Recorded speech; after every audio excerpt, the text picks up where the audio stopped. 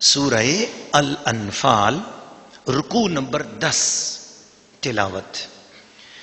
يا أيها النبي قل لمن في أيديكم من الأسرى يعلم الله في قلوبكم خيرا يؤتكم خيرا مما أخذ منكم ويغفر لكم والله غفور رحيم. وإن يريدوا خيانتك فقد خانوا الله من قبل فأمكن منهم والله عليم حكيم. إن الذين آمنوا وهاجروا وجاهدوا بأموالهم وأنفسهم في سبيل الله والذين آووا ونصروا أولئك بعضهم أولياء بعض والذين آمنوا ولم يهاجروا ما لكم من ولايتهم من شيء حتى يهاجروا وإن استنصروكم في الدين فعليكم النصر إلا على قوم بينكم وبينهم ميثاق والله بما تعملون بصير. والذين كفروا بعضهم أولياء بعض إلا تفعلوه تكن فتنة في الأرض وفساد كبير. والذين آمنوا وهاجروا وجاهدوا في سبيل الله والذين آووا ونصروا أولئك هم المؤمنون حقا لهم مغفرة ورزق كريم. والذين آمنوا من بعد وهاجروا وجاهدوا معكم فأولئك منكم وأولو الأرحام بعضهم أولى ببعض في كتاب الله إن الله بكل شيء عليم. سورہ الانفال رکوع نمبر 10 ترجمہ کنز الایمان. اے غیب کی خبریں بتانے والے، جو قیدی تمہارے ہاتھ میں ہیں ان سے فرماؤ اگر اللہ نے تمہارے دل میں بھلائی جانی تو جو تم سے لیا گیا اس سے بہتر تمہیں عطا فرمائے گا اور تمہیں بخش دے گا، اور اللہ بخشنے والا مہربان ہے. اور اے محبوب اگر وہ تم سے دغا چاہیں گے تو اس سے پہلے اللہ ہی کی خیانت کر چکے ہیں جس پر اس نے اتنے تمہارے قابو میں دے دیے، اور اللہ جاننے والا حکمت والا ہے. بے شک جو ایمان لائے اور اللہ کے لیے گھر بار چھوڑے اور اللہ کی راہ میں اپنے مالوں اور جانوں سے لڑے، اور وہ جنہوں نے جگہ دی اور مدد دی وہ ایک دوسرے کے وارث ہیں. اور وہ جو ایمان لائے اور ہجرت نہ کی تمہیں ان کا ترکہ کچھ نہیں پہنچتا جب تک ہجرت نہ کریں. اور اگر وہ دین میں تم سے مدد چاہیں تو تم پر مدد دینا واجب ہے، مگر ایسی قوم پر کہ تم میں ان میں معاہدہ ہے اور اللہ تمہارے کام دیکھ رہا ہے.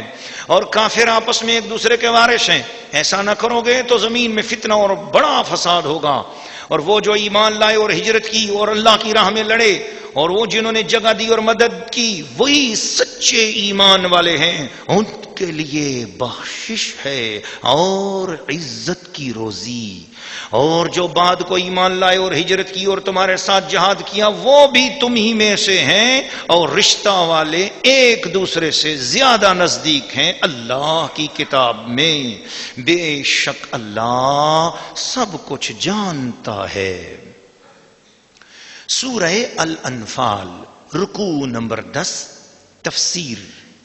ناظرین و ناظرات اور سامعین و سامعات، اس رکوع کی جو پہلی آیت کریمہ ہے اس کے شان نزول میں صدر الافاضل خزائن العرفان میں ارشاد فرماتے ہیں کہ یہ آیت حضرت عباس بن عبد المطلب رضی اللہ تعالی عنہ کے بارے میں نازل ہوئی، جو کہ سید عالم جان قرآن، روح قرآن، نور قرآن صلی اللہ علیہ وسلم کے چاچا ہیں.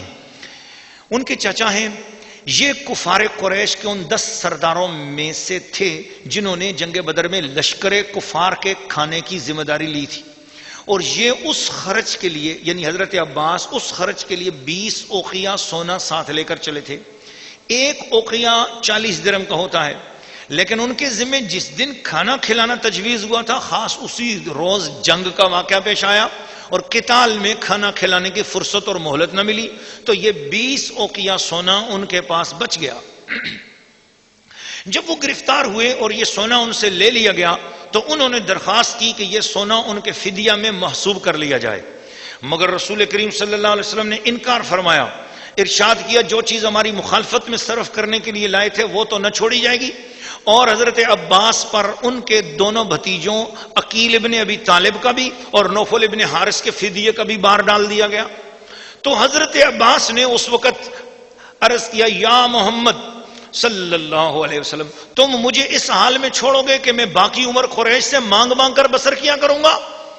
تو حضور صلی اللہ علیہ وسلم جلال میں آگے اور نبوت کی غیب جاننے والی نگاہ نے چھپے ہوئے پردوں کو جب الٹنا شروع کر دیا تو اللہ کے حبیب نے ارشاد فرمایا چاچا جی وہ سونا کہاں ہے جس کو تمہارے مکہ مکرمہ سے چلتے وقت تمہاری بیوی ام الفضل نے دفن کیا ہے، اور تم ان سے یہ کہہ کر آئے ہو کہ خبر نہیں ہے مجھے کیا حادثہ پیش آئے، اگر میں جنگ میں کام آ جاؤں تو یہ تیرا ہے، عبداللہ کا ہے اور عبید اللہ کا ہے اور فضل کا ہے اور قسم کا ہے۔ یہ سب حضرت عباس کے بیٹے تھے۔ حضرت عباس نے عرض کیا آپ کو کیسے معلوم ہوا؟ حضور نے فرمایا مجھے میرے رب نے خبردار کیا ہے۔ اس پر حضرت عباس نے عرض کیا میں گواہی دیتا ہوں کہ بے شک آپ اللہ کے سچے رسول ہیں، اور میں ابھی کلمہ پڑھ کر اسلام میں داخل ہو رہا ہوں۔ تو اس کے بعد کیونکہ یہ راز میرے اور میری بیوی کے سوا کوئی نہیں جانتا تھا، اور مدینے کی سرزمین پر بیٹھ کر آپ 800 کلومیٹر دور، 1000 کلومیٹر دور اس جگہ کی بات جو میرے اور میری بیوی کے درمیان ہوئی تھی آپ جانتے ہیں، میں جانتا ہوں کہ اگر زمین کے ہزاروں فاصلے دور سے بات چھپی ہوئی بات وہ سچی بات آپ بتا رہے ہیں تو پھر کروڑوں لاکھوں فاصلے دور عرشوں سے آنے والی بات بھی جو آپ بتاتے ہیں وہ سچی بات ہے۔ پھر حضرت عباس نے اس واقعے کے بعد حضور کے اس غیب کے علم پر ایمان لانے کے بعد انہوں نے اپنے بھتیجوں حضرت عقیل اور نوفل کو بھی حکم دیا، پھر حضرت عباس کے حکم سے وہ دونوں بھی اسلام لے آئے۔ تو اس واقعے کے حوالے سے یہ آیات کریمہ اتری، اور پھر اسی طریقے سے اللہ پاک نے ارشاد فرمایا کہ لوگوں تم سے جتنا لیا گیا ہے تمہیں اس سے زیادہ عطا کر دیا جائے گا۔ تو پھر بحرین سے حضور کی خدمت میں کچھ ہدیہ اور مال آیا جس کی مقدار 80,000 تھی۔ تو حضور صلی اللہ علیہ وسلم نے نماز ظہر کے لیے وضو کیا اور نماز سے پہلے کل کا کل مال حضور نے امت میں تقسیم کیا۔ آپ نے حضرت عباس کو بلایا اور فرمایا لے لو جتنا اٹھا سکتے ہو۔ تو حضرت عباس نے اتنا لیا کہ پھر ان سے اٹھ نہ سکا، بس پھر بڑی مشکل سے اٹھایا۔ جب انہوں نے اسے لے لیا تو پھر وہ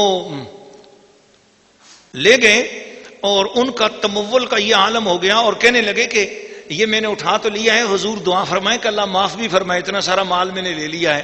حضور نے فرمایا اللہ معاف کرے گا، یہ اللہ کی طرف سے ہی تو مل رہا ہے، لے لو، دے رہا ہے اللہ اور تقسیم فرما رہے ہیں رسول اللہ جی۔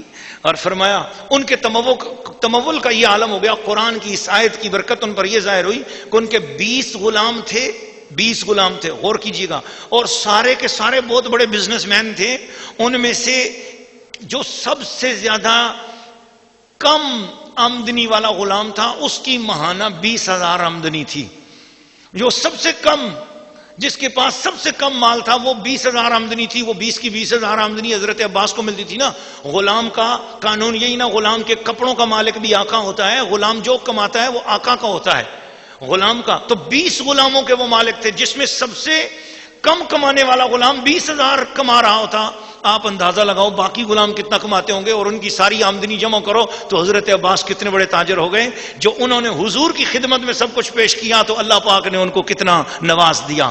اسی لیے ہم میلاد مصطفیٰ مناتے ہیں، اپنے مال کو حضور کی محبت میں خرچ کرتے ہیں تو اللہ پاک ہمیں بڑھا بڑھا کے عطا فرماتا رہتا ہے۔